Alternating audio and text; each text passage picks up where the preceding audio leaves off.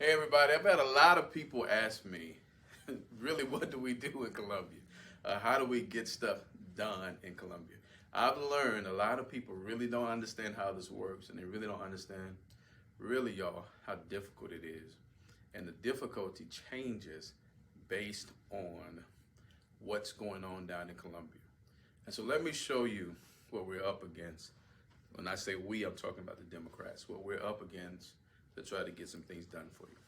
So right now, we have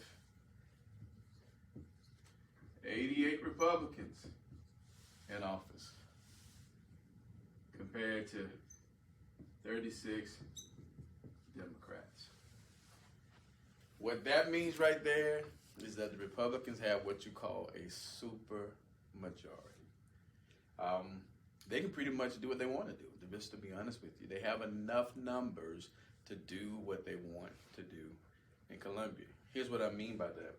To get a bill passed, once it gets to the floor to be voted on by the whole body, it takes 63 votes. That's how you get a majority. So, imagine if I get all 36 Democrats on board with a bill, and that takes some work too. To get all 36 on board, I've got to find 27 Republicans to get on board too.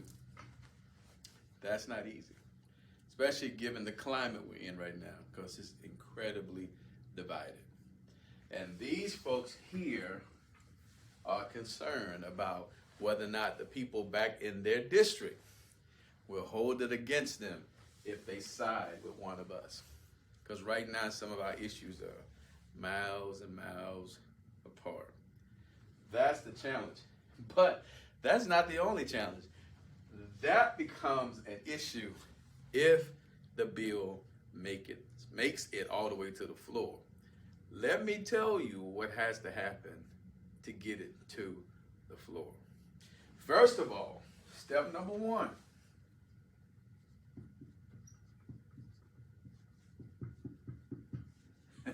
Study. To be a good legislator, and you have an idea or a bill you think that would be beneficial to your district. First of all, it can't just be beneficial to your district. Since I'm in a statewide position, whatever I get passed affects the whole state. I've got to find the issues that mean something to us up here in District 25, but I also have to prove that it means something to others throughout the state too. And so to get to that place, you have to have a legislator that studies. You got to study bills within the state that have already been passed. You got to study to make sure you're not duplicating efforts. Somebody may have already started this bill. Somebody over in the Senate may have started this bill. Somebody may have done this bill in the past.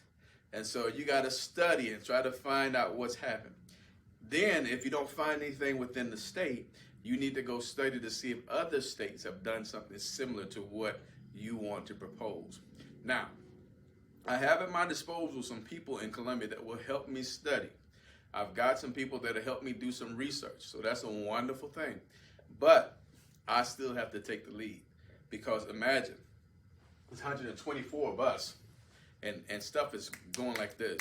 And so these people who do research are being pulled by these 124 people at all times. So it still puts a lot of responsibility back on me to make sure that I take the lead. You got to have a legislator that's willing to do that work.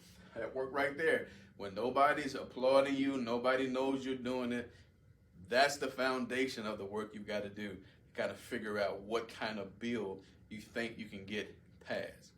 Once you get a framework on understanding of what you want to put together, then you talk to the legal team. The legal team will take your idea, your concept, and put it in bill format. So they'll put all your ideas down and put it together so it actually looks like a bill. Then they will send that bill to you. Now, once I get the bill back, I proof it, I look at it, correct it. A lot of times there are some typos here and there, some editing issues where they may have missed some of my ideas or some of my concepts. So I got to look at it carefully. Now, Once we go back and forth to clear up any errors or what have you, now I got something that I can work with. Now I got to go work it. What I got to go do now is I got to take this bill and try to find me some allies. I got to start talking to the Dems, and based on what I shared with you up here, I better talk to some Republicans too. But it doesn't stop there. I got to talk to some of the people on the outside.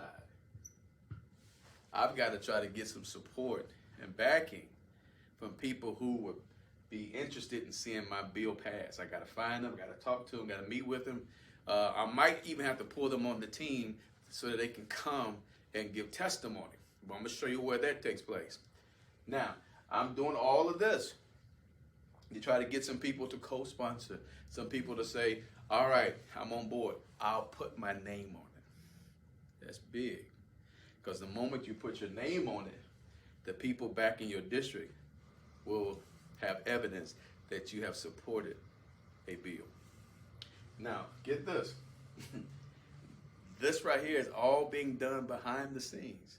This is not out front stuff. This is me building up support before my bill makes its debut.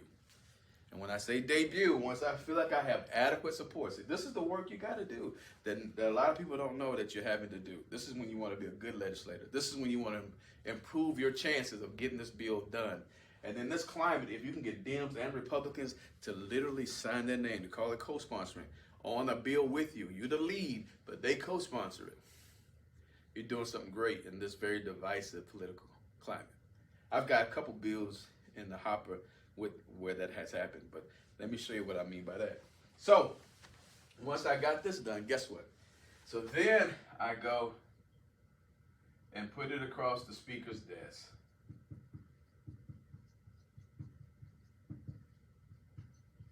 The speaker's desk, what they call the speaker's desk, is that big area in the chamber that the speaker stands behind. I hand it to one of the ladies that are working up there. The staff is lined across the front. I hand it to them. They hand my bill to the reader in the court, in our chamber.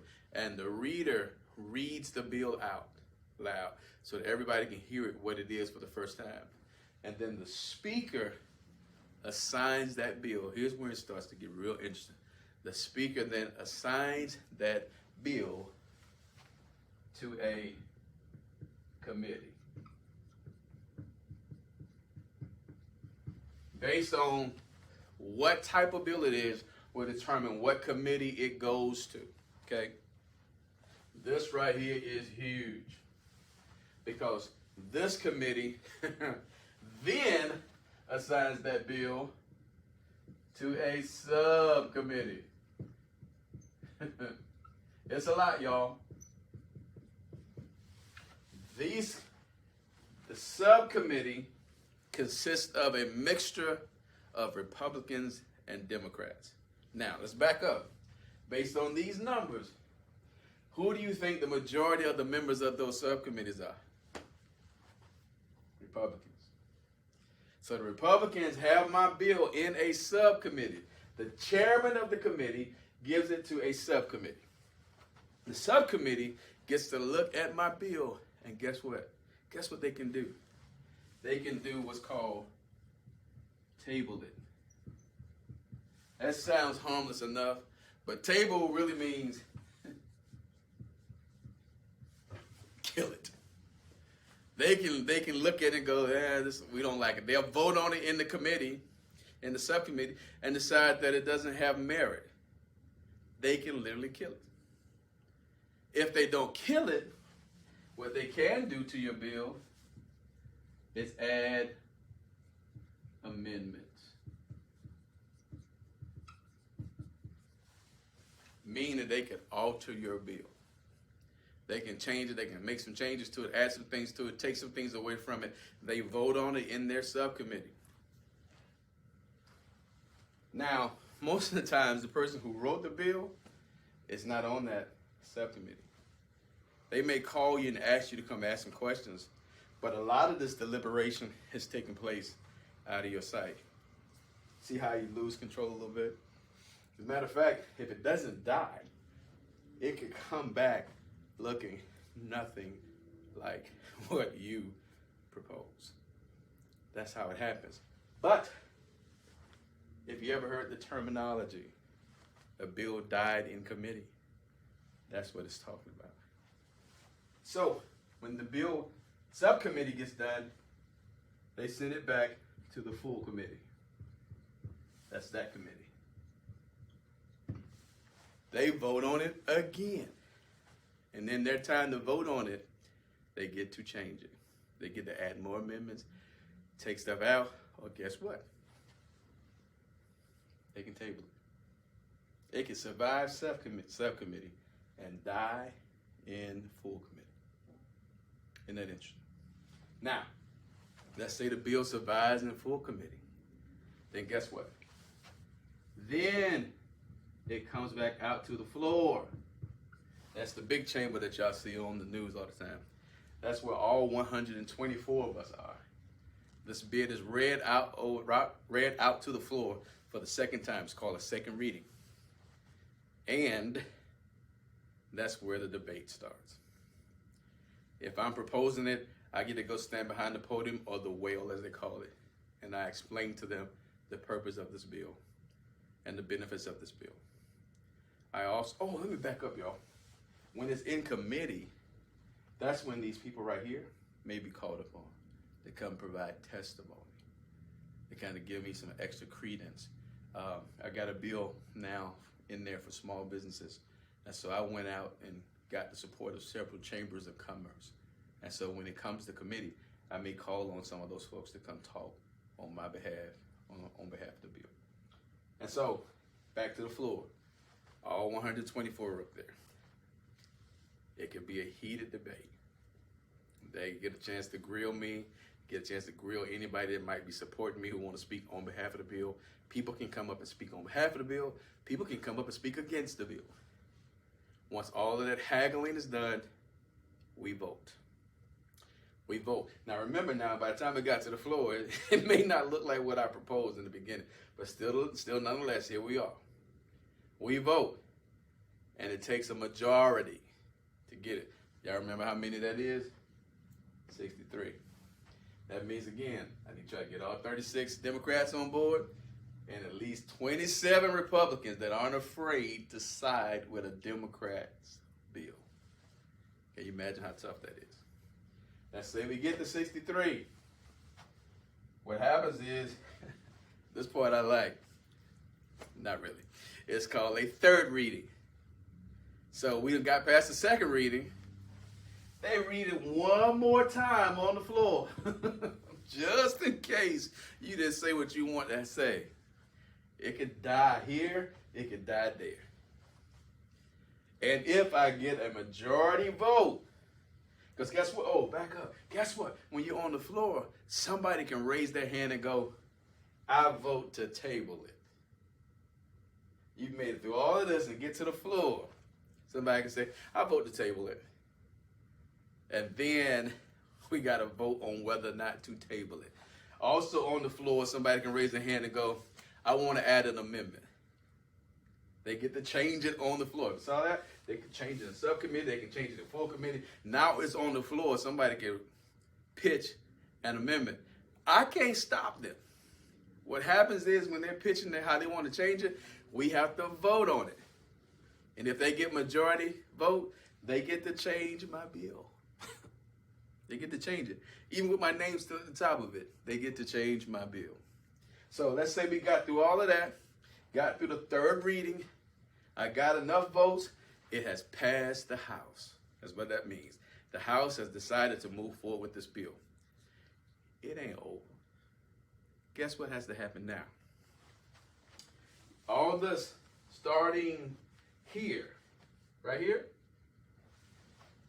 has to start all over in the Senate. They literally take the bill, walk it across the lobby to the Senate's chamber.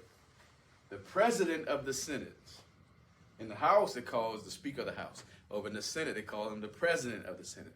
The President of the Senate has their reader read the bill out. The President of the Senate signs it to a committee. That committee chairperson gives it to a subcommittee. And we start all over again. They get to do everything we just talked about, y'all. But they can tweak it and change it and all that good stuff. If it makes it through there, they send it back over to the House. Back over to where we are, the House of Representatives. If we don't like it, if we don't like how they changed it, y'all see how tough this is? Are you getting it? Then we got an issue. If we don't like what they did, then we have to call a special committee where the House, the Speaker of the House picks 3 representatives from the House. The President of the Senate picks 3 representatives from the Senate. They form a special committee to try to hash it all out. Does that make sense? But if it comes back from the Senate and we're okay with it, then we sign off on it too. We then send it to the Secretary of State.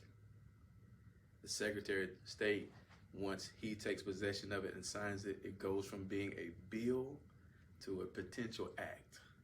But guess what? There's another stop it has to make. Now it goes to the governor's desk. Guess what the governor can do?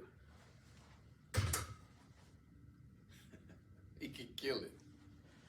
He can see it and he's like, I don't like it. He can veto it. If he vetoes it, it comes back to us and it takes 2/3 of us to overrule his veto. I want you to see, you don't go to Columbia and just muscle your way through. You don't. You cannot be outside of the legislation and get a bill passed. You got to be a legislator. People on the outside may construct bills, but they have to give it to a legislator to take it and run with it. But I need you to see how difficult it is. Now, all of this is difficult enough, but imagine when there's all this contention between Republicans and Democrats trying to get somebody on board. It becomes real important, this place here. You got to have an ability to convince your own party, an ability to convince the Republicans, an ability to handle yourself well with outside people who are interested too, to get them on board, to build some leverage, to give some comfort to the Republicans that this makes sense. You may have to tweak the language a little bit. You may not be able to say it like you really want to say it. I might be interested in doing something just for minority-owned businesses, or interested in doing something maybe just for black businesses. It's not going to fly. It's not going to fly, not in this environment. I have to do something that includes all of us, includes minorities, includes black businesses, but it has to be opened up to other businesses too. Then it becomes my responsibility to come back and teach you and talk to you about how you can capitalize on this new bill. But it takes a lot of negotiating. You got to be skillful at negotiating. Think about that when elections come around, when you're trying to decide who you're going to send. Somebody has to be able to do this. They got to be good at this. Can't be lazy. You got to study. You got to work your tail off. You got to be able to lead people. You got to be able to compromise with people. You got to be able to stand on the floor and make sense. You got to be able to go to committees and make sense. You got to be able to convince people on the outside to come and testify on your behalf, to take time away from their jobs and what have you, to come talk about this bill because they think it's beneficial to them and to others. It is a ton of work. You get through all of that for one bill. So we spend a lot of time trying to support other bills and what have you, but I just wanted you to learn from me. I promised you. I said, when I go down there, I'm going to teach you some things. I'm going to show you how it really works so that you'll be informed. This is what it takes to create a bill. Did it surprise some of you? Hey, you got questions for me, put them down there in the comment section. I'll do my best to get to them. Thank y'all for tuning in.